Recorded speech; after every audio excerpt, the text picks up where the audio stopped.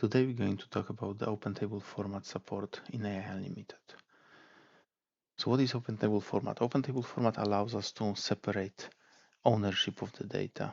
It allows compute engines like AI Unlimited from Teradata to connect to externally hosted data, which are described using Iceberg, Delta Lake, or Hoodie format.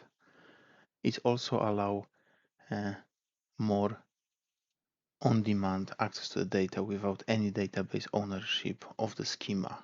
It allows multiple engines to cooperate and interact with the data. If you look at the definition of Iceberg and Delta, each of their catalogs definitions are different. Iceberg is more focused on separating the layer of metadata and the data. You can see Iceberg contain metadata file, which then describe list of manifests, and those manifest files are representing the data files.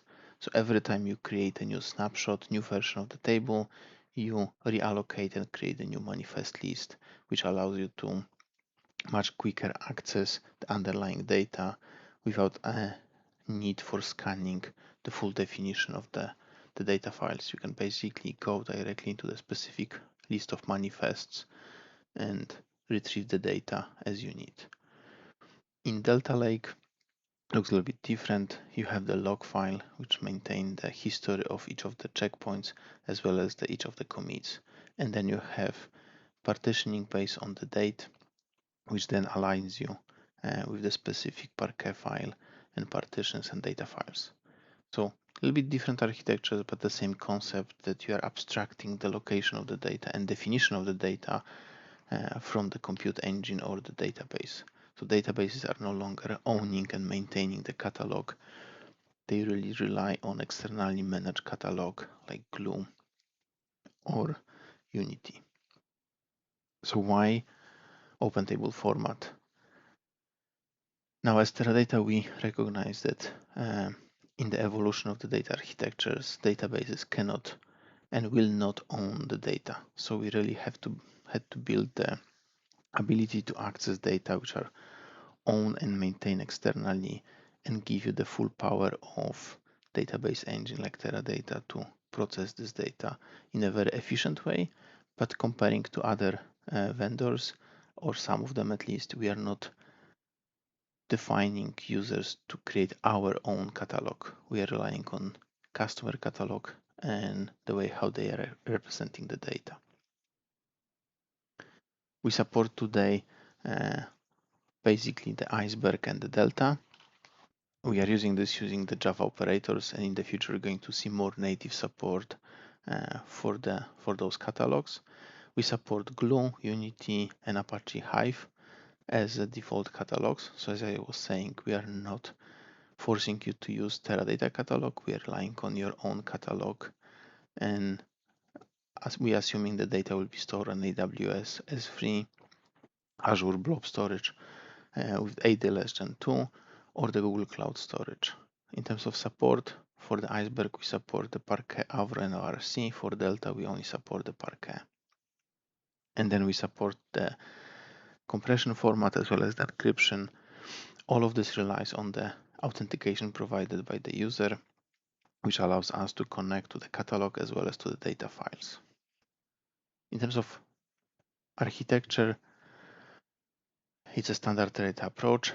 We have AMPs as a processing units, and each of those AMPs will create the connection in order to retrieve the schema from the catalog and then query the data, which may have in some cases the performance impact, but it's not significant because what you are gaining is the flexibility of your maintenance catalog without us caching or storing this catalog information.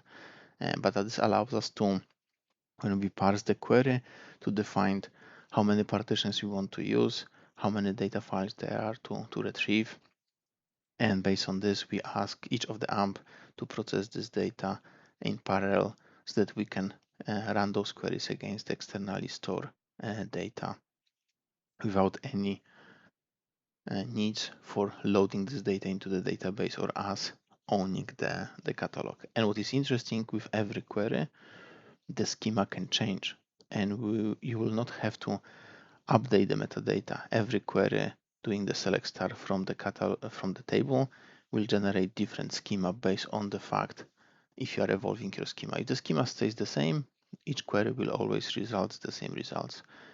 But maybe the volume or the scope of the data will change because you have another engine generating or creating more data while you are consuming them.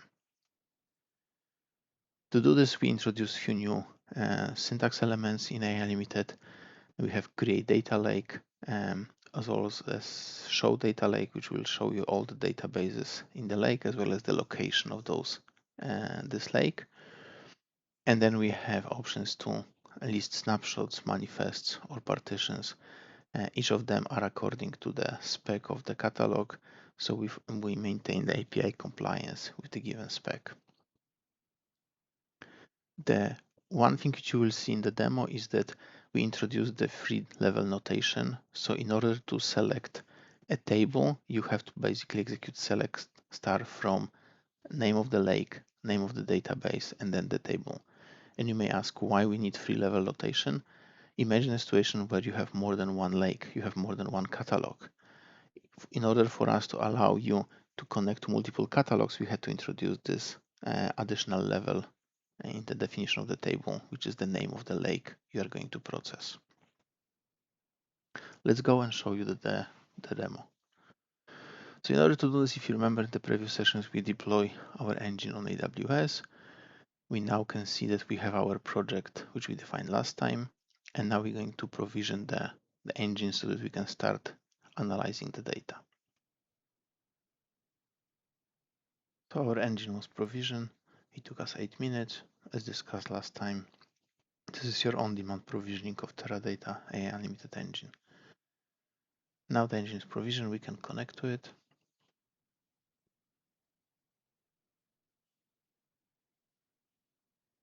Once connected, the next thing is we're going to connect and create our authorization.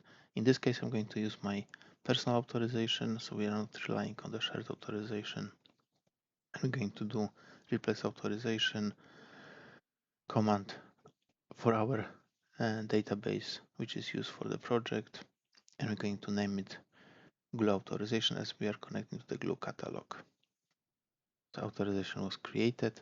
As you can notice, I hide my user and the password, but you will have to put those values here from your key and the secret. So once the authorization is created, I can go ahead and create the data lake catalog. In this case, I was saying we are using the glue as a catalog. If you're looking for more details and other parameters, always refer to the documentation page of Teradata.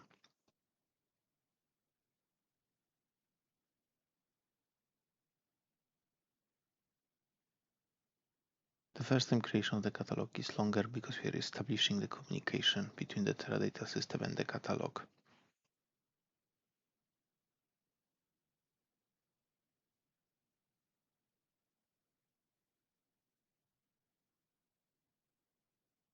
Once the catalog is created, we can now use the help command to see the definition of the catalog.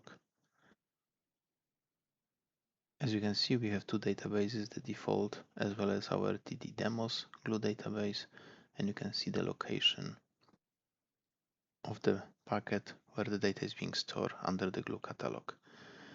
Now we want to see what tables do I have in this data lake, in this database of the lake. So to do this, I'm going to use the help database command and specify the name of the database and the name of the catalog.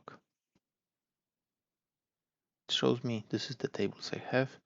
If you do want to see the current scheme of the table, the very easy way is to just use the help table command. And if you remember, we follow the free level notation. So the lake, the database, and the table.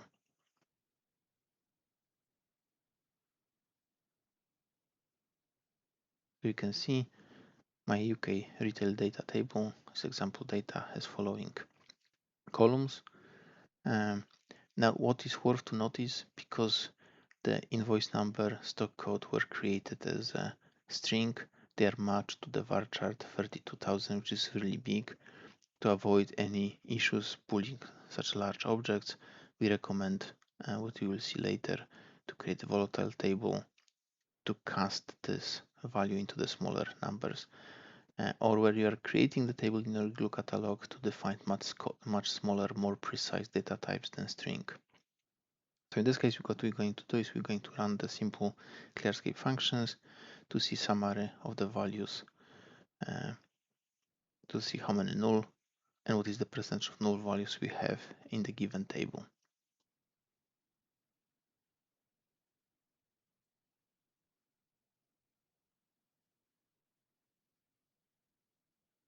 We don't have any null values, which is good, but sometimes you want to see what is the scope of your data, so you can perform further analysis. In this case, we're going to look for the negative count.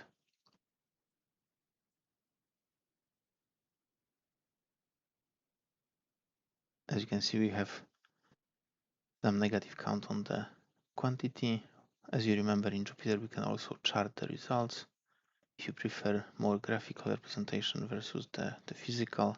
The next step is, as I was discussing, because we want to get faster results, so we want to cast the stock code from being a string into the varchar 100. This will be helpful for me in the future. So I'm going to create a volatile table, which is not a physical table. This is just per session representation of the data I have in my external open table format catalog.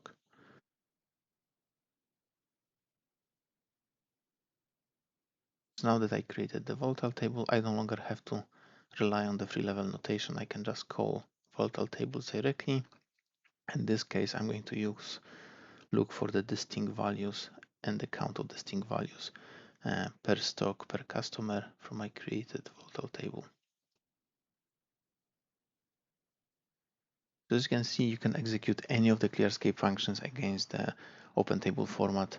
It acts like a database table, even that physically we are not owning neither definition of the data of this table.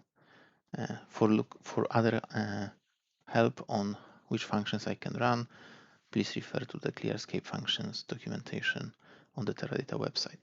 Once I'm done with my discoveries, what I can do now is suspend my engine by calling command project engine suspend project equal